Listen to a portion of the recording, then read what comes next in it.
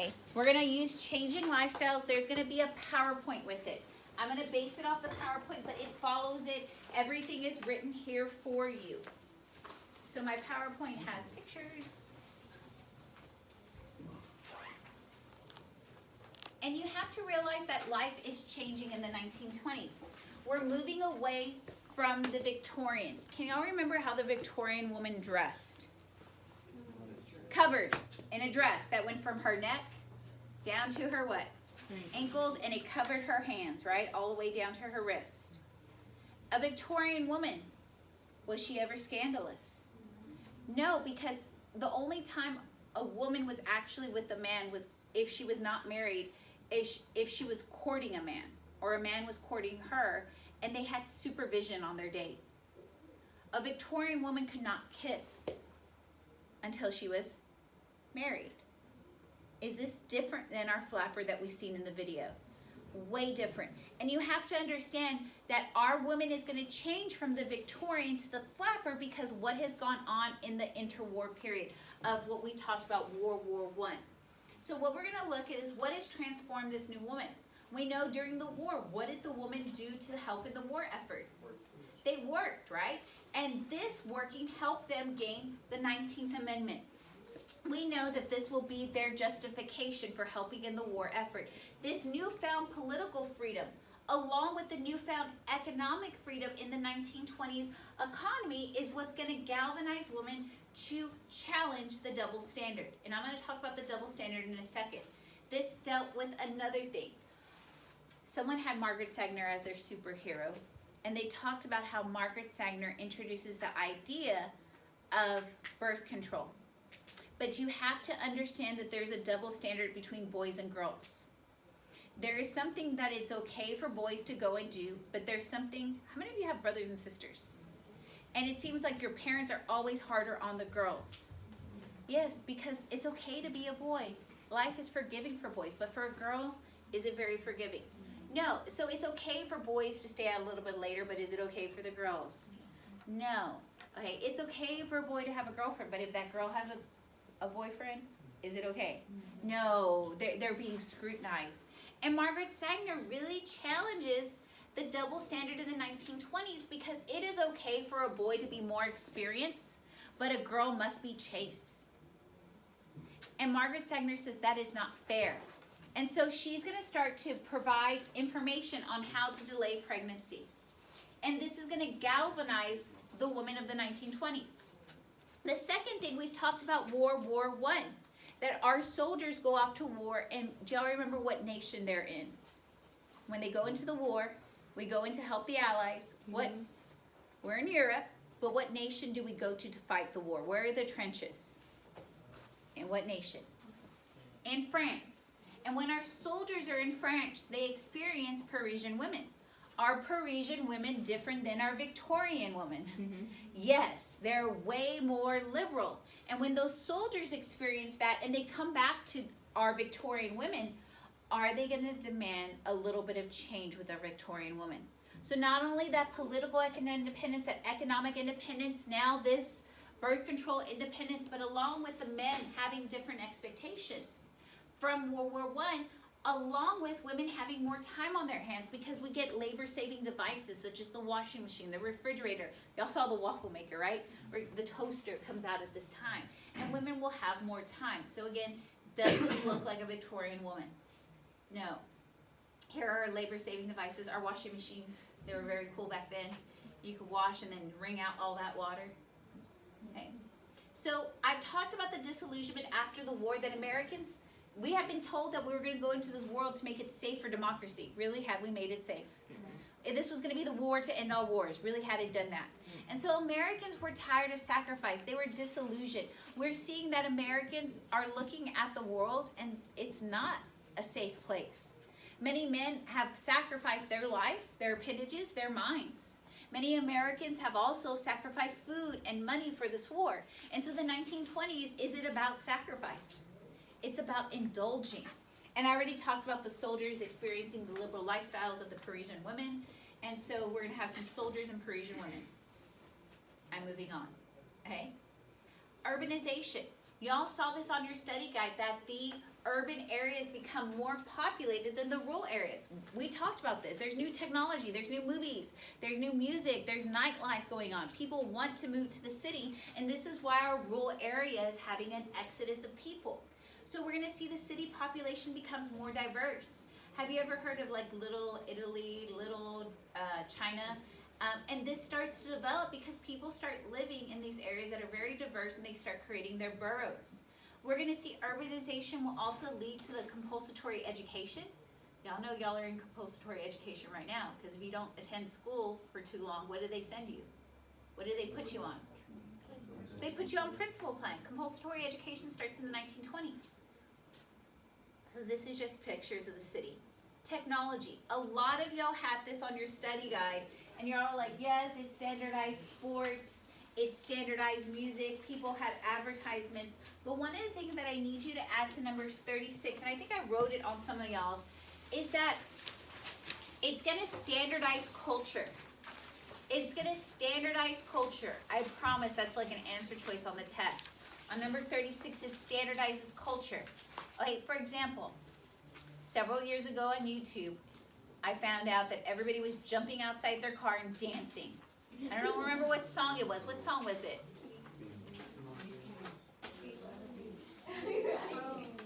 Okay, that song, whatever it is. Okay, I was like, what the heck? Why are people running out and then like hitting things and getting run over or falling out of their car? Apparently there was a craze on YouTube that everybody would jump out of their car and dance to this song by whoever it is. Okay? I don't know. And then the year before, a couple of years before that, people were doing YouTube challenges to the Ice Bucket Challenge. Okay? And then people before Tide Pod challenges, and they were filming that. Okay? But YouTube didn't standardize the same crazy thing that all people were doing. Yes, and now there's TikTok, right? And y'all are finding out. I have no clue, but I just. Apparently, there's a renegade dance that people are doing. Okay. Okay, but is it standardizing culture, standardizing music, standardizing dance for y'all? Exactly what that is what the radio was of that time. Okay, y'all get me? So y'all know the radio standardizes culture, just like the internet does, YouTube did, TikTok does. Okay, so we're going to see motion pictures. Y'all saw this on y'all's study guide that there was the Great Train Robbery. Y'all actually saw that the video before this where the woman was tied to the tracks and the guys were trying to rush and get her before the train ran over her. That was the first movie sequence. Like, it actually told a story. And then y'all saw The Birth of a Nation, which focused on the Ku Klux Klan. It was the first real movie that had the highest attendance rates, which is kind of scary because even our president said that was the greatest film of its time. Right? Again, that just shows how dominant segregation was in this time period. Also, y'all are going to get The Jazz Singer, which is the first talking movie. There's other things that the movies bring out. They bring adventure from other areas. They bring out the music, dance. It basically standardizes our society. The automobile, y'all had this on 33, right? Y'all saw that I wrote everything out for you on that one. And you're all like, great, I don't have to read it. But the automobile did a lot of things. It led to new industries, such as the tire industry. It led to the needs for leather seats. It led to the glass industry being developed. And so it led to higher employment. It led to perishable foods being able to be transferred. So people are going to have fruit. People are going to have meat. We're going to see it led to prosperity. We see that we're going to get new infrastructure, new roads. We're going to see it's going to lead to transportation. People are going to begin to travel. The suburbs are going to be created. We're also going to see women become more independent, but there is some negatives. We see the railroad industry will die. We're going to see that people, we need paved roads and we need driving requirements, driver's license. We're going to see many states lose populations. Rural areas will lose populations. We need the creation of speed limits because people are going too fast. And lastly, it's going to lead to organized crime. Because organized crime will use this as their getaway mobiles to get away from the cops when they're doing their illegal activity, or they're trying to go to Canada to obtain the liquor, because Canada will allow liquor to be sold for export, and same thing as Mexico. We're also going to see that it leads to looser morals amongst our youth because they're going to be taking out these cars and being horizontal in the back seat. And we're gonna have problems. Horizontal in the back seat.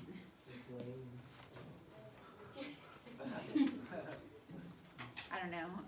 I drive my car, so I don't know what it means to be horizontal in the back seat, but apparently people are trying it. Okay, in the 1920s.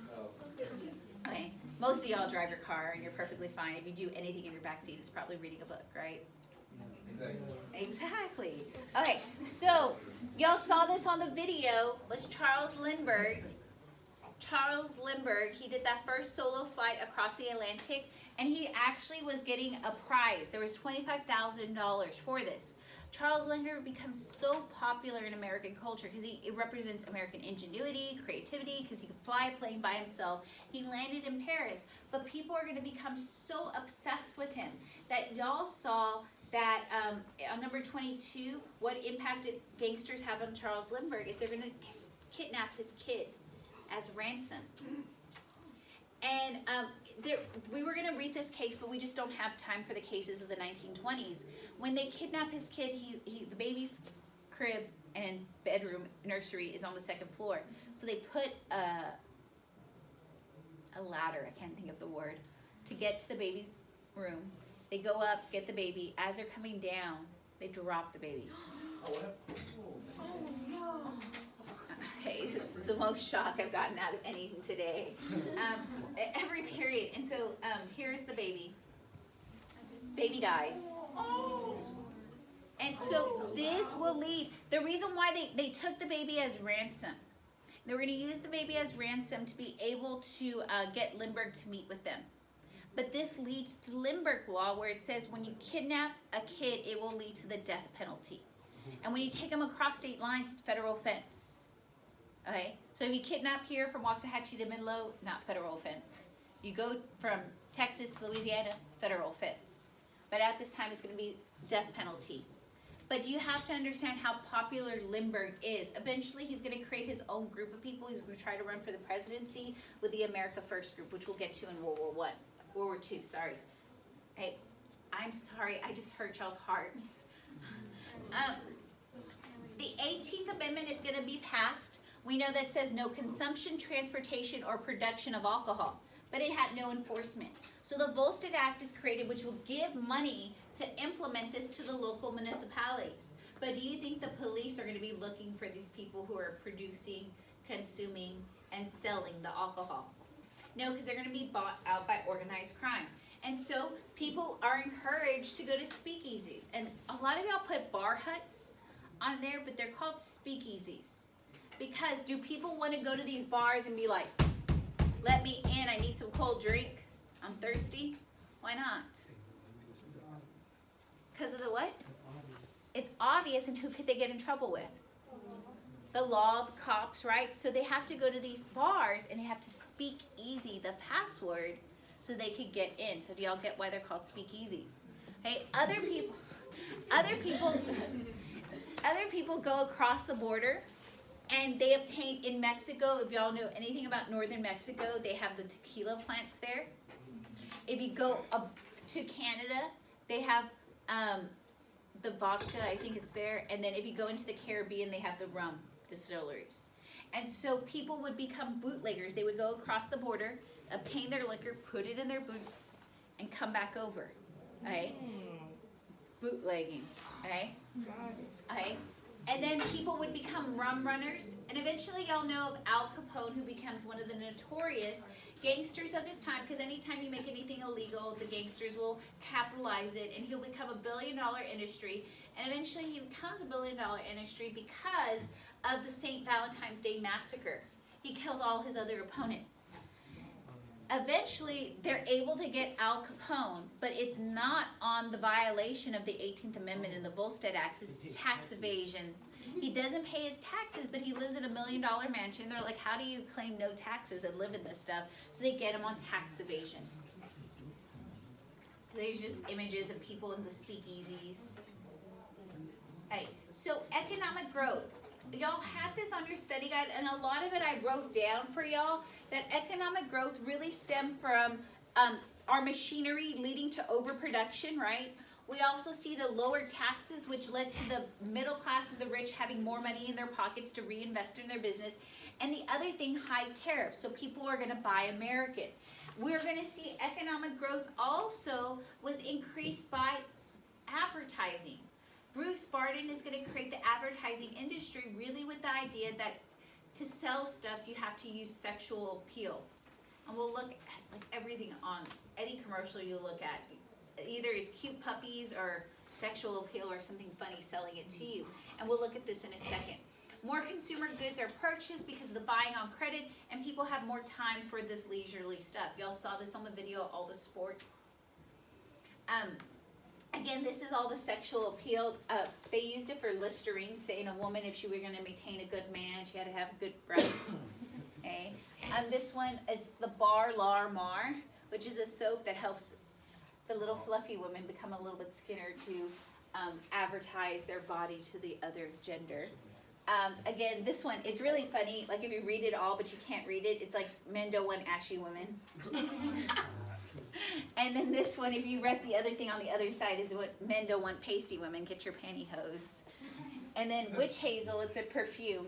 This one was just really pretty, but I didn't have the advertisement about men like women who smell good. I don't know. Okay, and then gum. Just to keep your breath fresh, minty fresh. Okay, so education. We're going to see school becomes compulsory, which we talked about. Also, y'all had this on your study guide that you have to learn by doing, which is the principle of any CTE class, right? You do something and you learn how to do it. And it's even the principle of a lot of your science classes.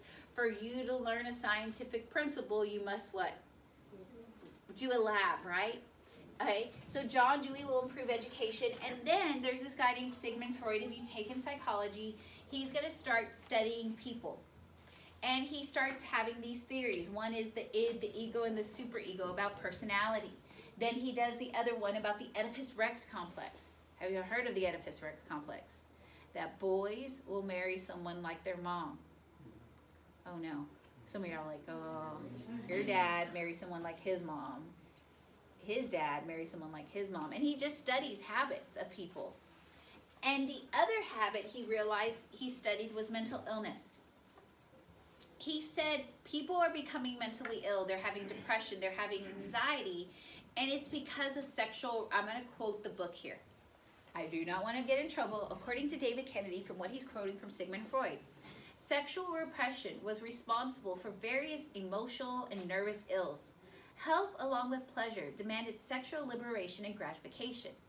Oh wait, isn't this what we see in the 1920s? Sigmund Freud has just justified to the young people to be sexually frank, because if you're not sexually frank, what will happen to you? You're going to be depressed. You're going to get anxiety. You're going to be mentally ill.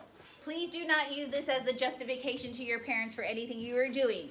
Okay, please don't go to your book in the page and quote Sigmund Freud, because I'm just going to look at you. I was like, I was quoting the book as well. Okay, but essentially this is Freud's summation of ideas. You got to love to be happy. Okay, okay. Are y'all good with Freud's ideas and how they express the 1920s culture? Yes, okay. Now we're going to look at art and music. A lot of y'all, on the origins of jazz, y'all didn't tell me where it originated from. It originated from New Orleans. It will eventually move to the north to St. Louis and Harlem.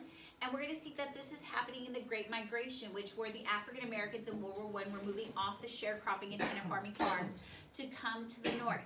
We're going to see that jazz is basically an improvisation. But most musicians who are jazz musicians are what? What ethnicity are they? African Americans. And they're playing at African American nightclubs.